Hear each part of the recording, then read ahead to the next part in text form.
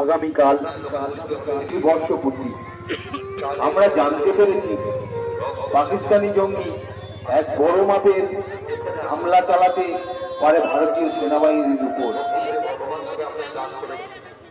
আমাদের দুজন সঙ্গী কমান্ডারকে ভারতীয় সুরক্ষা ফোর্স